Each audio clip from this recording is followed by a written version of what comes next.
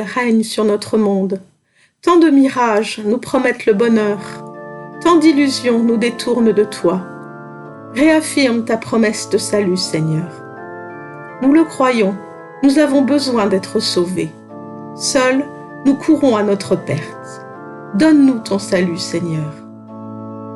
Sur celles et ceux qui n'ont plus d'espérance, sur celles et ceux qui souffrent dans leur cœur et dans leur corps, sur celles et ceux qui se tourmentent, fais briller ton salut, Seigneur. Nous le croyons, tu accomplis ce que tu dis. Ta promesse ne restera pas sans effet, et nous vivrons de ta vie. Fais venir ton salut, Seigneur. Nous t'en prions. Amen. Jubilez avec Jérusalem, exultez à son sujet, vous tous qui l'aimez. Avec elle, soyez enthousiastes, oui, enthousiasmés, vous tous qui aviez pris le deuil pour elle. Que vous suciez le lait et soyez rassasiés de son sein réconfortant, que vous tiriez le maximum et jouissiez de sa mamelle glorieuse. Car ainsi parle le Seigneur, voici je vais faire arriver jusqu'à elle la paix comme un fleuve, et comme un torrent débordant la gloire des nations, vous serez allaités, portés sur les hanches et cajolés sur les genoux. Il en ira comme d'un homme que sa mère réconforte. C'est moi qui ainsi vous réconforterai. Oui, dans Jérusalem, vous serez réconfortés, vous verrez. Votre cœur sera enthousiasmé, vos os comme un gazon seront revigorés. La main du Seigneur se fera connaître à ses serviteurs. Il se montrera terrible envers ses ennemis. Pour moi, non, jamais d'autre titre de gloire que la croix de notre Seigneur Jésus-Christ. Par elle, le monde est crucifié pour moi, comme moi pour le monde. Car ce qui importe, ce n'est ni la circoncision ni l'incirconcision, mais la nouvelle création.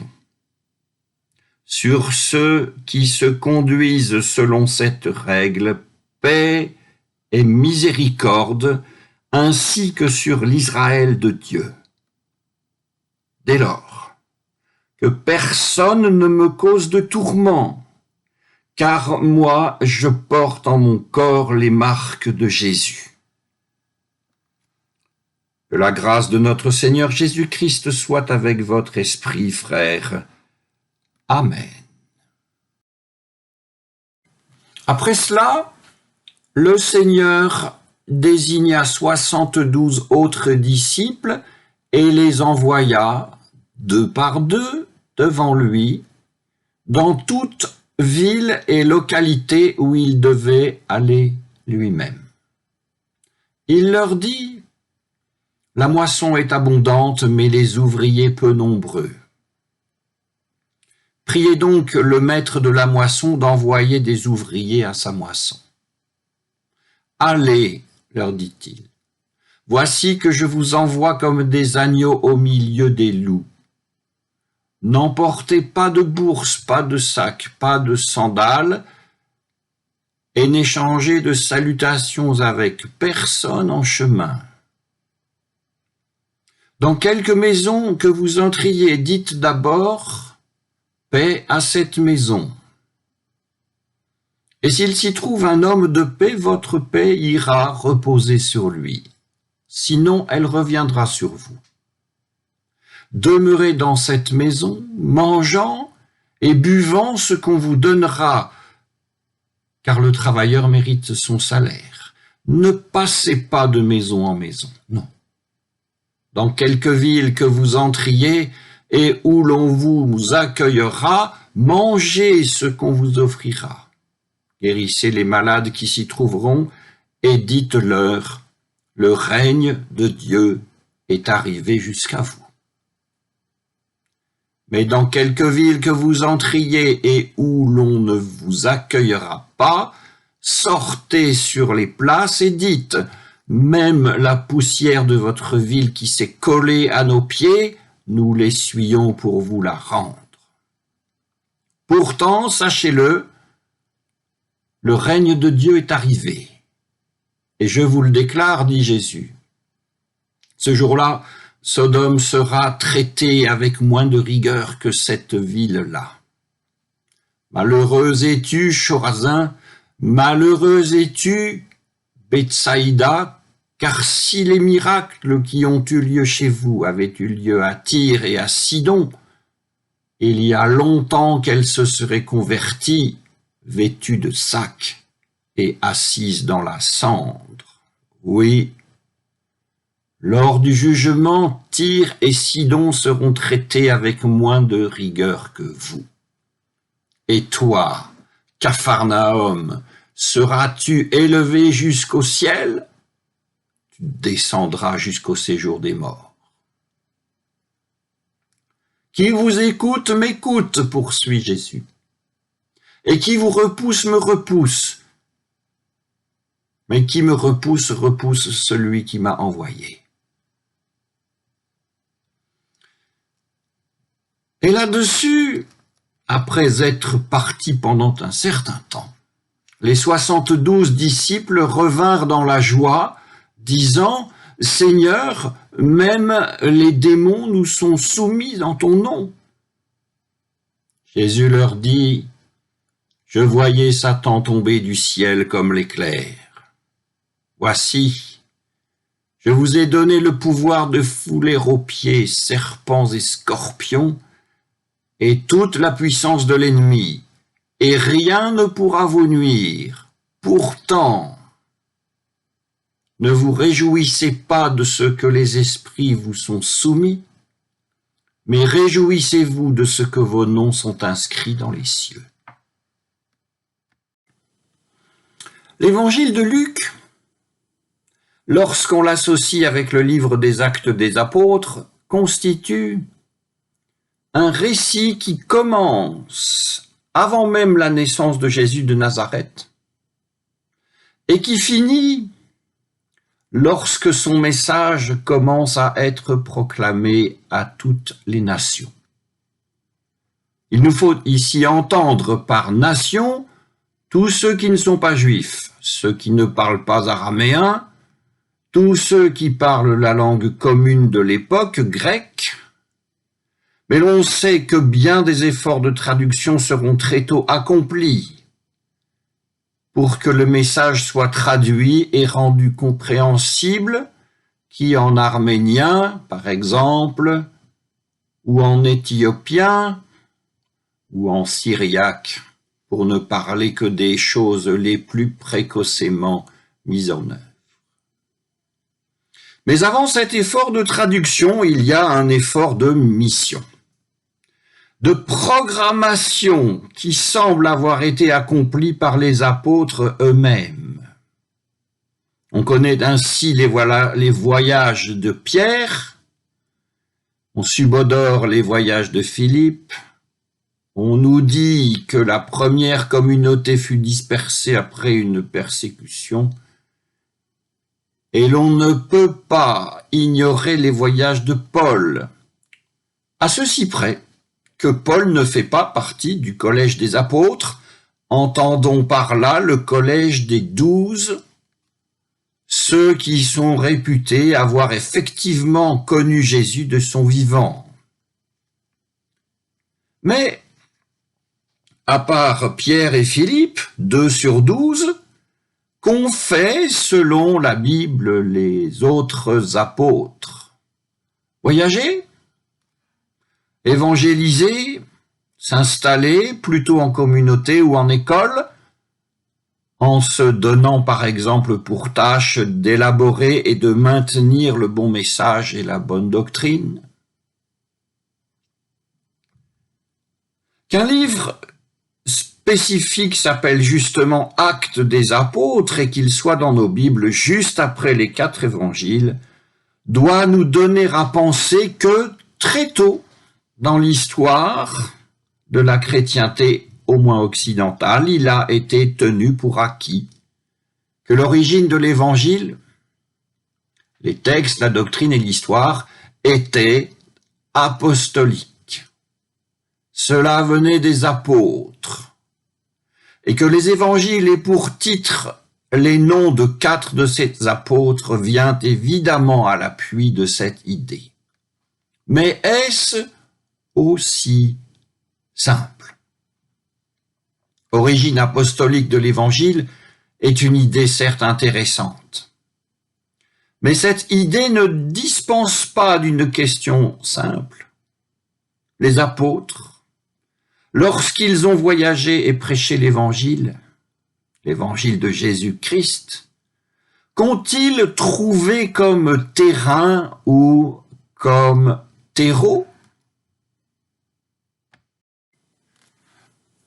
Évangile de Luc et Actes des Apôtres, c'est un seul auteur qui, toujours, expose les idées reçues, mais propose aussi, souvent mine de rien, de réfléchir de manière critique sur ces mêmes idées. Et c'est, me semble-t-il, dans ce cadre que nous pouvons commencer de méditer le 10e chapitre de Luc, c'est-à-dire ce que nous venons de lire. Nous avons quelques connaissances sur les 12. Mais qui sont les 72? Si nous voulons faire quelque chose du 72, c'est le nombre des nations païennes selon Genèse 10, en grec en tout cas. Symbole assez simple, cette mission envoyée par le Seigneur sera aller partout. Partout où le Seigneur devait aller, c'est-à-dire partout dans le monde entier. Cette même mission est une mission assez radicale. Les missionnaires sont de pauvres itinérants que la mission n'enrichira jamais, ils en ont fait le vœu. Quant à leur message, il se limite à 2 énoncés simplissimes. Paix à cette maison, premier énoncé, et le règne de Dieu est tout à fait proche de vous. Parenthèse ici sur un petit souci de traduction, il faut comprendre que le règne de Dieu s'est approché et on ne peut plus proche. Autrement dit, il est là. Et sa pleine manifestation tient aux humains. Fermons la parenthèse. 2 énoncés simplissimes donc, paix à cette maison et le règne de Dieu est tout à fait proche de vous. Ces énoncés pouvant être vus comme le corps et la norme de toute prédication de ces 72. Quant à l'action des mêmes 72, elle tient en un verbe, guérir. C'est donc très simple. Avec ça, ils seront accueillis ou ne le seront pas. Missionnaires donc très dépouillés, voire missionnaires mendiants, message très simple et pratique très simple, c'est la partie douce de la radicalité de la mission des 72. Mais il y a l'autre partie de la mission, la partie dure, si l'on ne veut pas d'eux. Qui pourrait refuser de recevoir des itinérants prédicateurs et guérisseurs fonctionnant à un tarif aussi bas?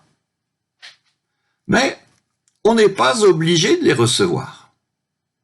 Que serait une bonne nouvelle si elle était assortie d'une obligation de recevoir? Que serait un don gratuit s'il était obligatoire de souscrire? Eh bien, la mission des 72 introduit une forme de malédiction contre ceux qui ne la recevront pas, c'est ainsi. Mais cette malédiction est ce qu'on peut appeler une malédiction liturgique. Elle n'accomplit pas ce qu'elle propose. Il n'appartient pas aux missionnaires de la mettre en œuvre. Les 72 ne sont pas des prophètes à la manière d'Élie. Et il semble que cette mission ait été couronnée d'un certain succès, voire même d'un succès en excès. Puisqu'en plus de la prédication et de la guérison, il vient, nous l'apprenons au fil du texte, il vient que les démons sont soumis aux missionnaires œuvrant au nom de Jésus. Voilà, la mission est décrite. Mais voilà aussi une chose bien étrange, que nous ne savons absolument pas qui sont ces 72.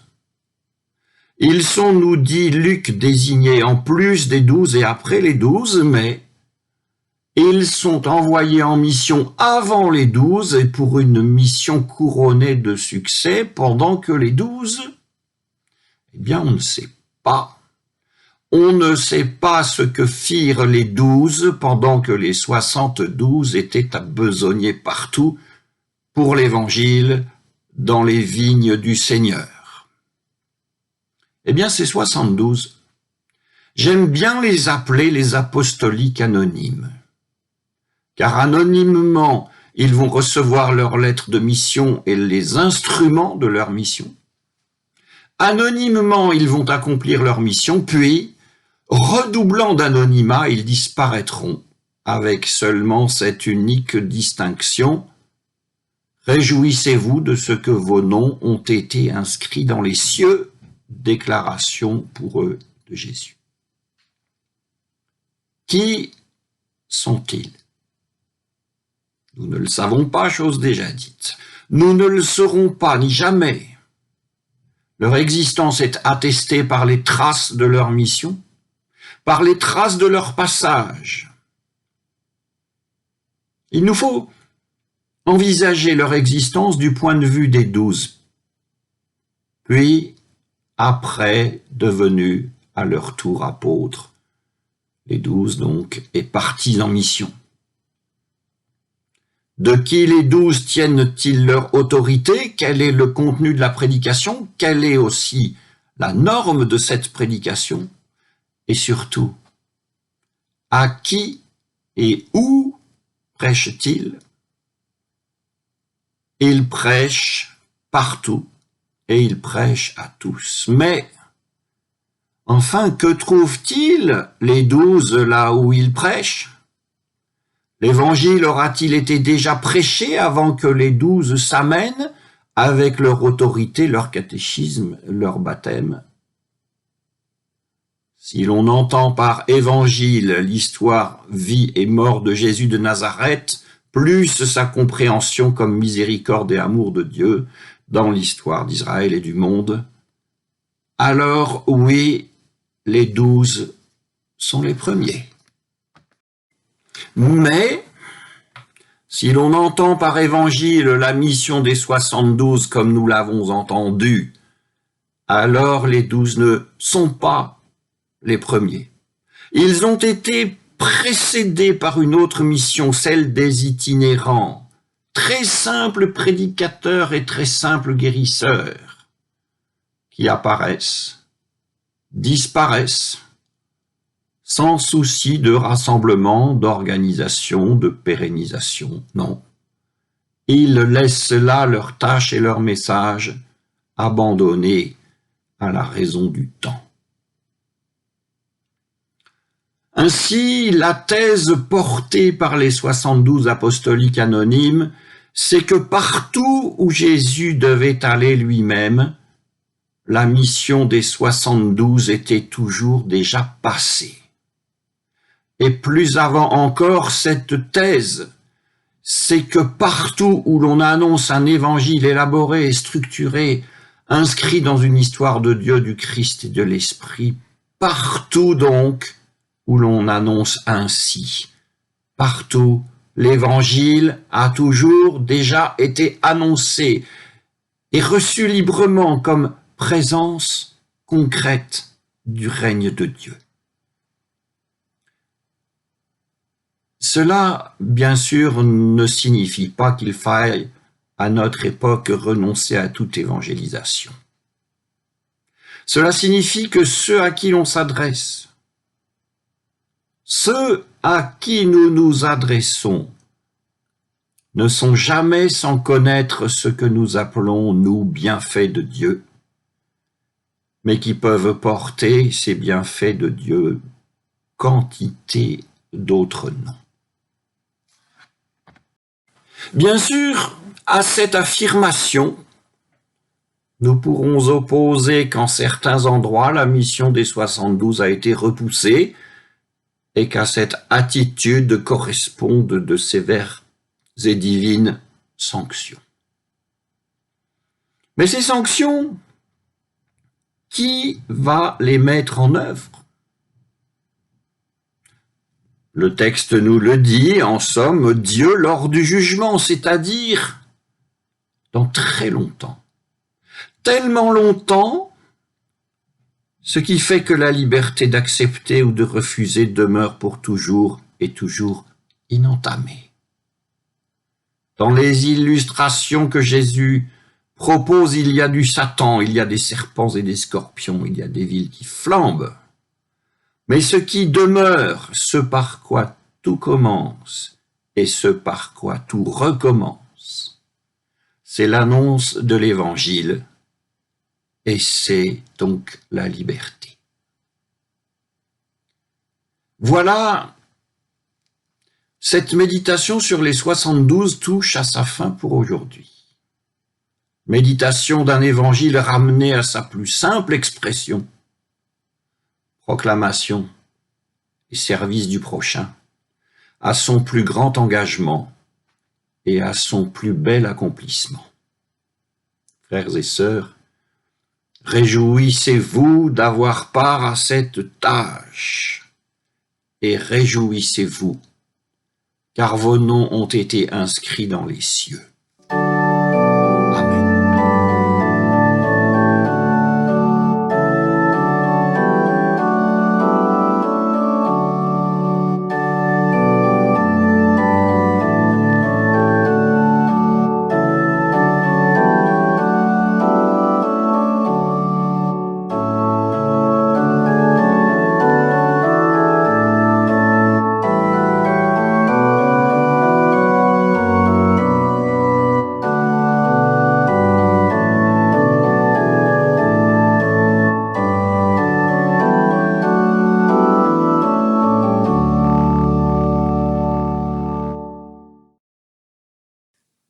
Au nom du Père, je te prie pour les autorités publiques de notre pays et celles du monde entier.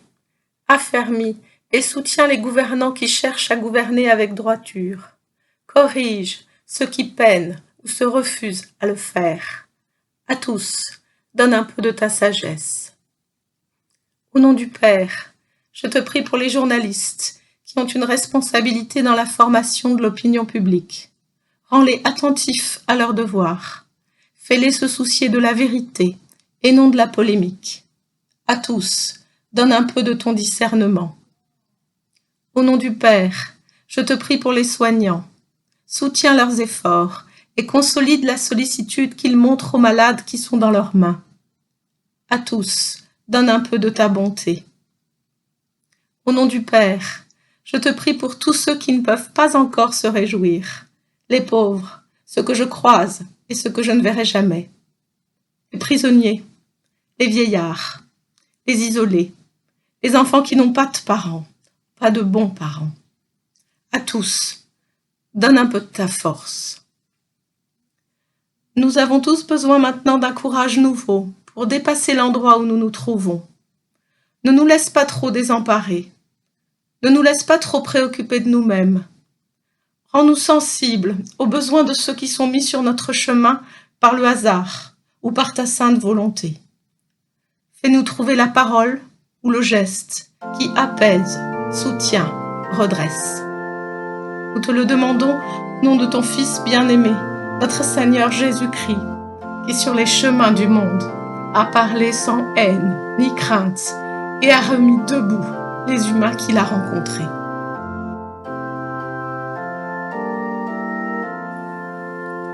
Notre Père, qui es aux cieux, que ton nom soit sanctifié, que ton règne vienne, que ta volonté soit faite sur la terre comme au ciel. Donne-nous aujourd'hui notre pain de ce jour. Pardonne-nous nos offenses, comme nous pardonnons aussi à ceux qui nous ont offensés. Ne nous laisse pas entrer en tentation, mais délivre-nous du mal. Car c'est à toi qu'appartiennent le règne, la puissance et la gloire pour les siècles des siècles. Amen.